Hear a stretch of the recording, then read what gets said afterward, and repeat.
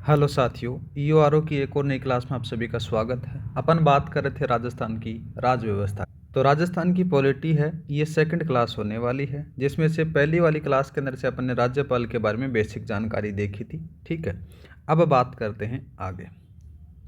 155 अपन ने देख लिया था, आर्टिकल 155, उसके अंदर से नियुक्ति बताई गई थी। नियुक्ति आपको पता ही कौन करता है, राष्ट्रपति करता है। ठीक है, दूसरा बात करते हैं तो राज्यपाल की नियुक्ति संबंधी यह प्रावधान कहाँ से लिया गया? कनाडा से लिया गया, उसी से प्रभावित होता है, याद रखना। दूसरी बात आ जाती है कि जहाँ का जो इंसान है ना, उस इंसान को उसी राज्य का राज्यपाल नियुक्त नहीं किया जा सकता। यहाँ पर लिखा गया कि स्वयं के राज्य के लिए राज्यपाल नहीं बन सकता। कोई भी जो व्यक्ति है जो योग्यता रखता है, उसको उसका स्वयं का राज्यपाल, स्वयं के राज्य का राज्यपाल नहीं बनाया जा सकता। एक और बात करते हैं, 1967 तक क्या था कि केंद्र सरकार थी ना, वो राज्य सरकार से परामर्श लेती थी, लेकिन वर्तमान में परामर्श नहीं लेती है। अब बात करते हैं कि 1967 तक ऐसा क्या था जिसके कारण केंद्र सरकार राज्य सरकार से परामर्श लेती थी कि इसको राज्यपाल बनाया जाए। क्योंकि इस समय जो केंद्र और राज्यों के अंदर से एक ही दल की सरकार हुआ करती थी। बाद में 1967 के बाद में क्या होता है कि केंद्र सरकार और राज्य सरकार में अलग अलग दल की जो सरकारें बनने लग जाती हैं। बाद में केंद्र सरकार के पास में ही अधिकार आ जाता है कि वो राज्यपाल की नियुक्ति करे। अगर ऐसा कोई क्वेश्चन आ जाए तो कि कौन से वर्ष तक था, तो याद रखना 1967 तक था। ठीक है, आगे बात करते हैं। फिर आता है आर्टिकल 155। आर्टिकल 155 के बारे में बात करते हैं तो आर्टिकल 155 में राज्यपाल का कार्यकाल दे रखा है। इसमें बता रखा है कि राज्यपाल है ना, वो राष्ट्रपति के प्रसाद पर्यंत तक पद पर धारण कर सकता है। दूसरा बात करते हैं कि राज्यपाल राष्ट्रपति को संबोधित अपने हस्ताक्षर सहित लेख द्वारा अपना पद त्याग कर सकता है। मतलब कि दो चीज़ें आपको यहाँ पर क्लियर हो जाती हैं। जब तक राष्ट्रपति चाहेगा ना, तब तक जो राज्यपाल है वो अपने पद पर रहेगा। दूसरा बात करें तो राष्ट्रपति को संबोधित करके अपना हस्ताक्षर करने के बाद में वो पद त्याग सकता है। सीधी सी बात यहाँ पर आ जाती है कि अगर जो राज्यपाल है वो अपना पद छोड़ना चाहता है तो वो राष्ट्रपति को ही त्याग पत्र देता है। नेक्स्ट लिखा गया है कि कार्यकाल के बारे में भी है, ये भी देखो। इसमें बताया गया कि इस अनुच्छेद में पूर्वगामी उपबंधों में 1 और 2 के अधीन रहते हुए राज्यपाल अपने पद ग्रहण की तारीख से 5 वर्ष की अवधि तक पद धारण करता है, परंतु राज्यपाल अपने पद की अवधि समाप्त होने पर भी अपने पद पर धारण कर रहता है, जब तक कि उसका उत्तराधिकारी अपना पद ग्रहण नहीं कर लेता। सीधी सी बात आ जाती है कि जैसे सपोज करो आज किसी राज्य का राज्यपाल बना है, तो अगले 5 साल तक वो राज्यपाल के पद पर रहेगा। लेकिन जब तक उस राज्य को नया राज्यपाल नहीं मिल जाता, तब तक वो उस पद पर रहेगा। तो इससे पता चलता है कि जो राज्यपाल होता है उसका कार्यकाल 5 वर्ष तक होता है, परंतु राज्यपाल अपनी पद अवधि के समाप्ति से पूर्व भी वो क्या कर सकता है, राष्ट्रपति को संबोधित त्याग पत्र या फिर पद त्याग कर सकता है, और अथवा राष्ट्रपति उसे पद मुक्त भी कर सकता है। ये चीज़ें आपको ध्यान में रखनी है। एक शब्द मैंने बोला कि प्रसाद पर्यंत। प्रसाद पर्यंत का अर्थ होता है कि जब तक राष्ट्रपति चाहे तब तक पद पर रहेगा। ठीक है, और जब अपन भारतीय संविधान पढ़ते हैं तो उस भारतीय संविधान के अंदर से पदमुक्त के बारे में बोले तो राज्यपाल का जो पदमुक्त है ना, उसके बारे में कोई उल्लेख आपको देखने को नहीं मिल जाता। ठीक है, बाद में आगे बात करते हैं, लेकिन एक वाद आता है, उस वाद के बारे में बात करें तो नाम आता है पीवी सिंघल बनाम भारत संघवाद है, जो 2010 में आया था। इसमें ये निर्णय लिया गया था कि किसी भी राज्यपाल को राजनीतिक आधार पर हटाया नहीं जा सकता। ठीक है, यहाँ पर लिखा गया है कि राज्यपाल को राजनीतिक आधार पर नहीं हटा सकते। तो फिर कैसे हटा सकते हैं? तो इसके हटाने के लिए इसमें बताया गया था कि राज्यपाल को हटाने के लिए कोई ना कोई सुदृढ़ या फिर मजबूत कारण होना चाहिए, जिसके कारण राज्यपाल को पदमुक्त किया जा सके। आगे बात करते हैं, एक आता है पुंछी आयोग 2007। इसमें ये क्या बताया गया था कि इसमें बताया गया, इस पुंछी आयोग के अंदर से बताया गया कि जो प्रसाद पर्यंत है ना, इस प्रावधान को हटा दिया जाए और महाभियोग जैसी प्रक्रिया अपनाई जानी चाहिए। किसके ऊपर? राज्यपाल के ऊपर, जिसको पदमुक्त करना है। ठीक है, ये पुंछी आयोग बताता है, जो 2007 में आया था।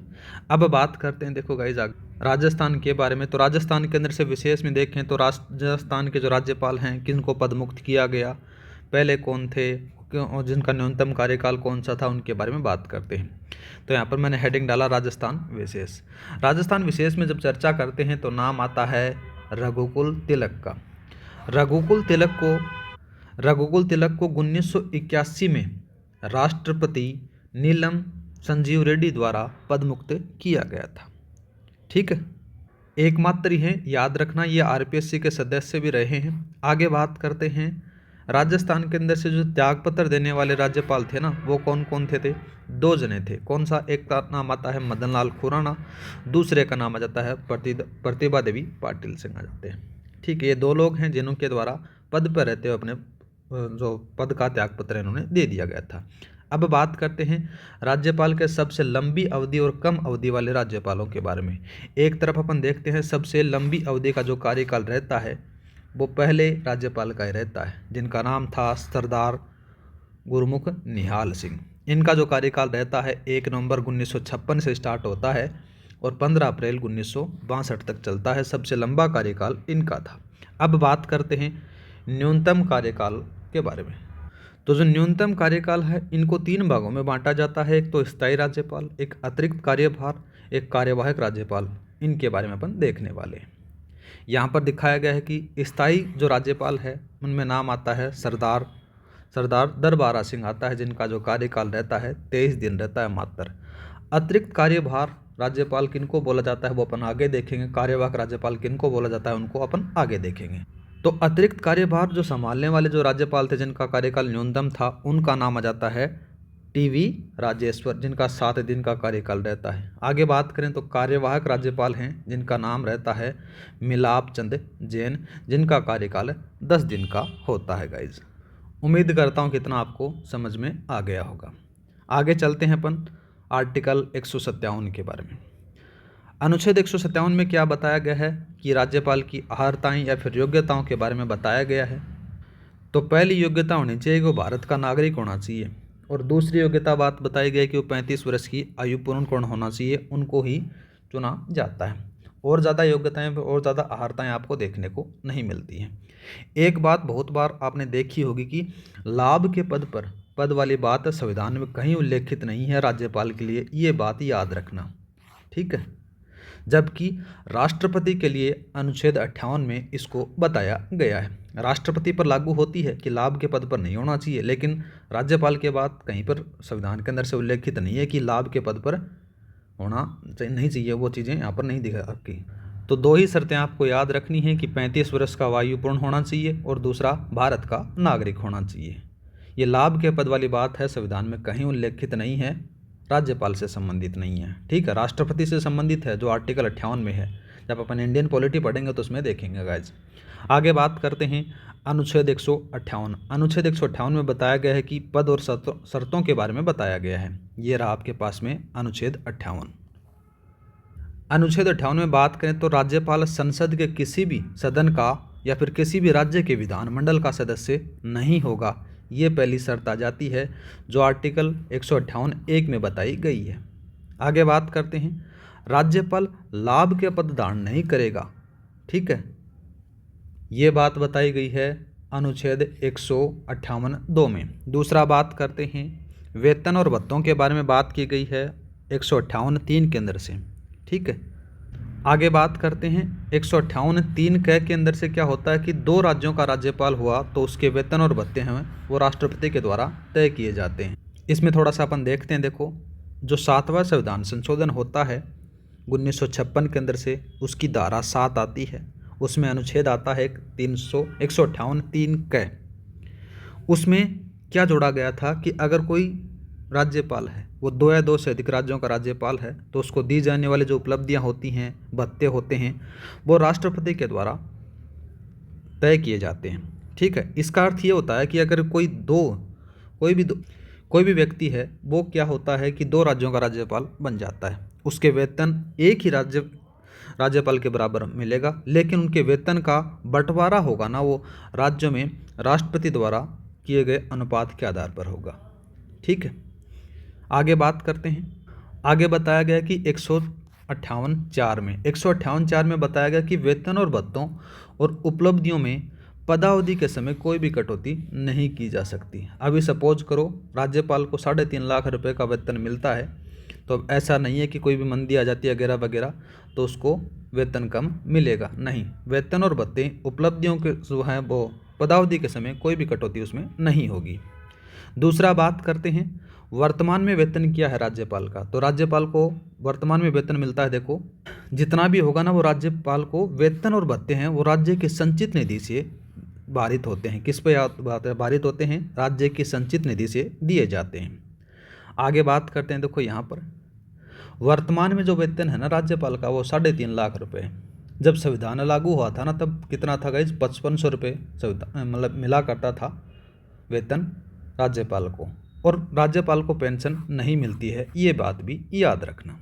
उम्मीद करता हूँ कि आर्टिकल 158 आपको समझ में आ गया होगा।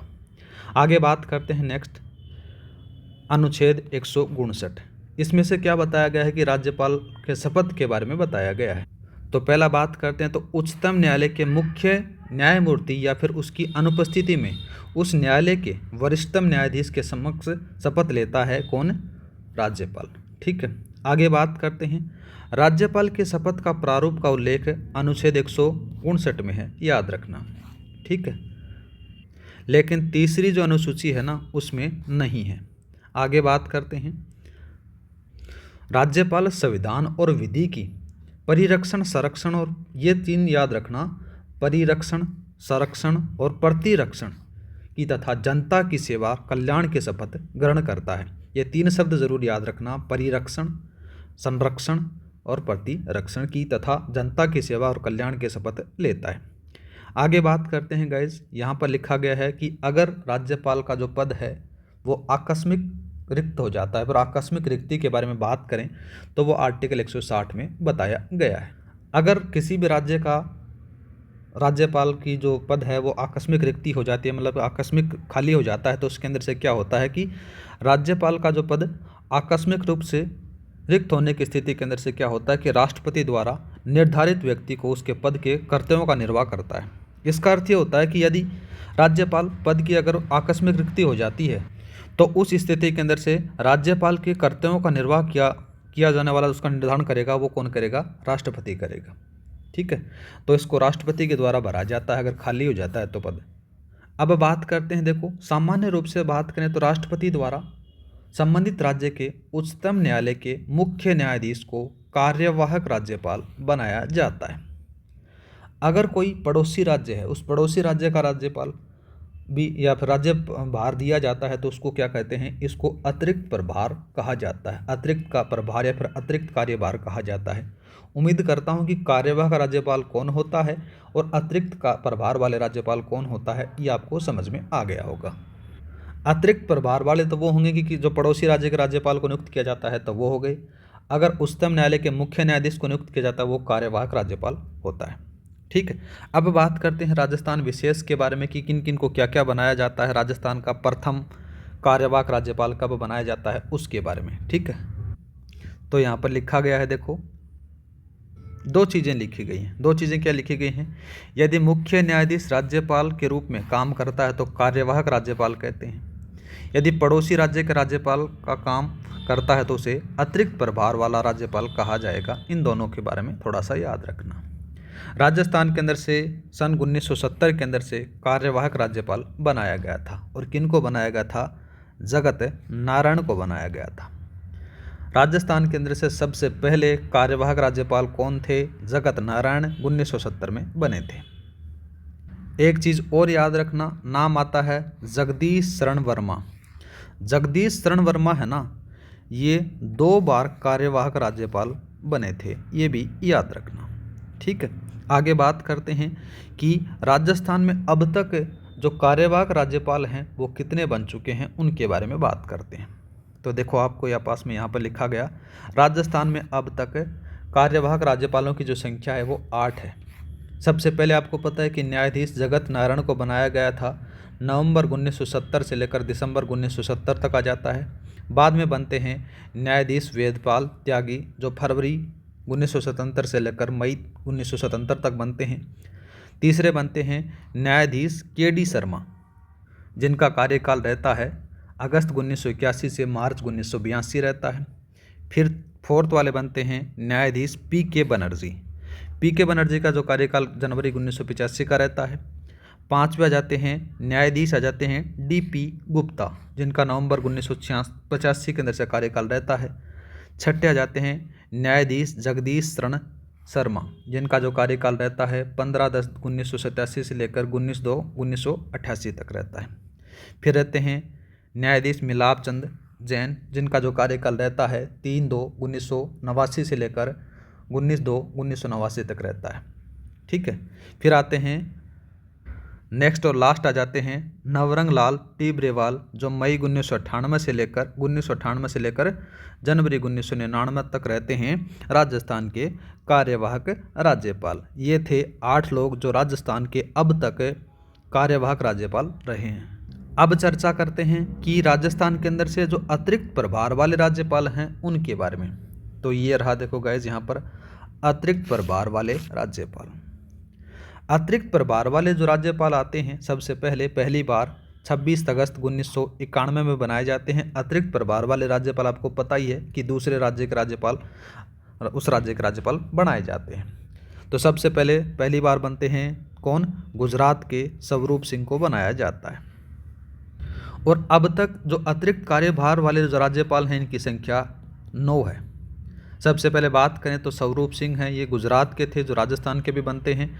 फिर आते हैं धनिक लाल मंडल आते हैं, जो हरियाणा के थे, वो राजस्थान के भी बनते हैं अतिरिक्त कार्यभार वाले राज्यपाल। फिर कैलाशपति मिश्र आते हैं, जो गुजरात के थे। फिर आते हैं टी.वी. राजेश्वर, जो यूपी के थे। फिर आते हैं नेक्स्ट आते हैं S.R. किंदवई, जो हरियाणा के थे। नेक्स्ट आते हैं रामेश्वर लाल ठाकुर, जो मध्य प्रदेश के थे। प्रभा राव हिमाचल प्रदेश की थी। ठीक है।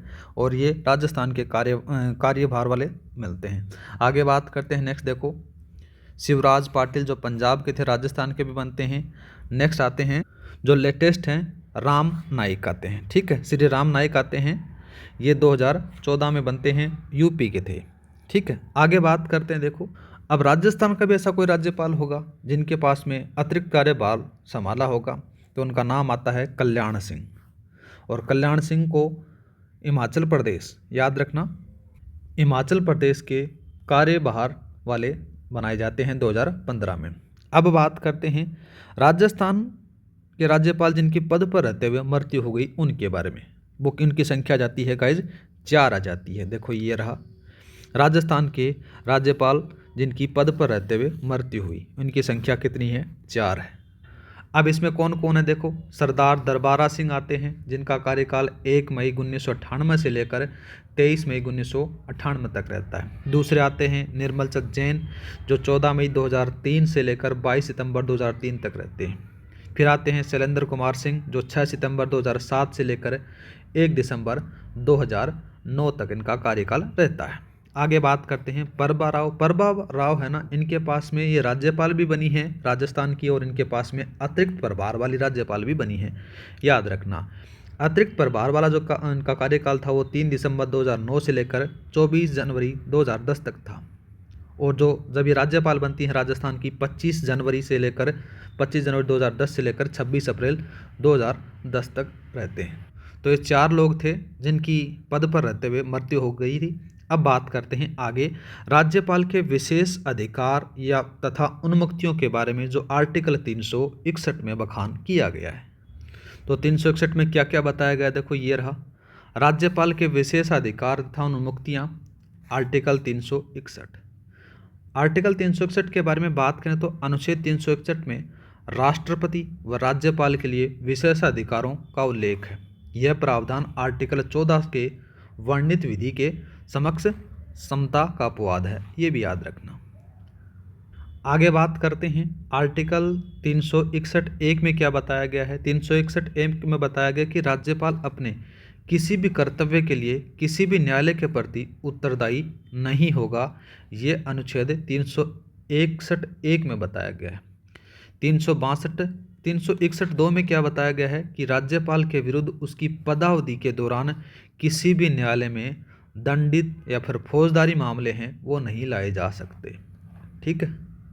नेक्स्ट बात करते हैं गाइस आर्टिकल 361(3) में क्या बताया गया है कि राज्यपाल की पदावधि के दौरान किसी भी न्यायालय द्वारा उसके विरुद्ध या फिर उनके विरुद्ध गिरफ्तारी आदेश जारी नहीं किया जा सकता। ये अनुच्छेद 361(3) में बताया गया है। 361(4) में क्या बताया गया है कि राज्यपाल के विरुद्ध व्यक्तिगत कार्य के संबंध में दीवानी मामले 2 माह पूर्व सूचना के आधार पर लाए जा सकते हैं अथवा नहीं। तो ये थे गाइज राज्यपाल के विशेषाधिकार और उन्मुक्तियों के बारे में, आर्टिकल 361 के बारे में। आज के लिए इतना ही, मिलते हैं नेक्स्ट वीडियो में। नेक्स्ट वीडियो में अपन चर्चा करेंगे राज्यपाल के कार्य और शक्तियों के बारे में। क्लास अच्छी लगी तो लाइक और सब्सक्राइब करना न भूलें। क्लास की पीडीएफ फाइल आपको टेलीग्राम पर मिल जाएगी। टेलीग्राम का लिंक डिस्क्रिप्शन में दे रखा है, वहाँ पर जाकर आप ज्वाइन कर सकते हो। जय हिंद, जय भारत।